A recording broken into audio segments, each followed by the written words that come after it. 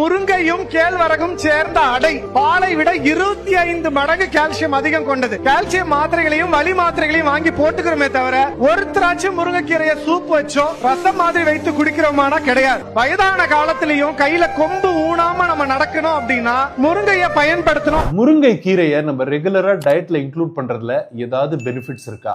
இன்ஸ்டாகிராம்ல வர நியூட்ரிஷன் ரீல்ஸோட துல்லியமான மதிப்பீடு உங்களுக்கு வேணும்னா ஃபாலோ தட்டிக்கோங்க. நம்ம முருங்கைக்காயோட இலை 100 கிராம் எடுக்கிறோம்னா அதுல 450 மில்லிகிராம் கால்சியம் இருக்குங்க. அதே நம்ம பால் 100 மில்லிகிராம் எடுத்தா 120 ml இருக்கு. நம்ம முருங்கைக்காய் இலைய நல்லா ட்ரை பண்ணிட்டு அதை ஒரு சப்ளிமெண்ட் ஃபார்ம் பவுடர் ஆக்குனா அந்த பவுடர் 100 கிராம் நம்ம எடுத்தா அப்போ 100 ml பாலை விட அது 16 மடங்கு அதிகங்க. அது மட்டும் நம்ம கிளாரிஃபை பண்ணிக்கலாம். ரெண்டாவது, முருங்கைக்காய் இலையில புரோட்டீன் கண்டென்ட் நீங்க எடுத்தீங்கன்னா இருக்க பச்சை காய்கறிகள்லயே எல்லாத்தை விட அதிகம். 100 கிராம் பச்சை இலையில 8 கிராம் புரோட்டீன் இருக்கு. அதே நம்ம 100 கிராம் ட்ரை பண்ண இலை எடுத்தோம்னா 20 இருந்து 25 கிராம் புரோட்டீன். ஆனா நீங்க 100 கிராம் இலைக்கு மேல நீங்க சாப்பிட்டீங்கனாலோ இல்லனா 15 கிராம் அதை ட்ரை பண்ற பவுடர் நீங்க சாப்பிட்டீங்கனாலோ உங்க வயிறு அப்செட் ஆகலாம்னு ரிசர்ச்ல போட்டிருக்குது. நானும் நிறைய பேஷண்ட்ஸ்ல பார்த்திருக்கேன். இதை தவிர இந்த அமௌண்ட்டுக்கு மேல நீங்க எடுக்கும் போது நீங்க பிபிக்கோ சர்க்கரைக்கோ இல்ல தைராய்டுக்கோ மாத்திரை எடுத்தீங்கன்னா அந்த மாத்திரைங்க வேலை செய்யறதை அஃபெக்ட் பண்ணலாம். அதனால முருங்கைக்காய் பவுடரோ இல்ல இலை எடுக்கிறதுக்கு முன்னால உங்க டாக்டர் கிட்ட நீங்க பேசணும்.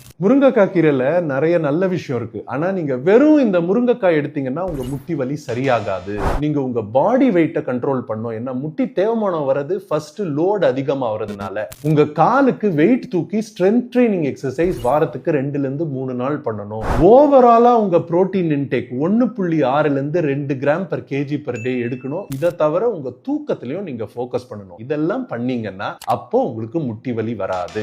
ஏதோ ஒரு சாப்பாட்டு பொருள் அதுல எவ்வளவுதான் நல்ல தன்மைகள் இருந்தாலும் அது உங்களோட நோயை கம்ப்ளீட்டா சரியாக்காது. அதை மட்டும் புரிஞ்சுக்கோங்க.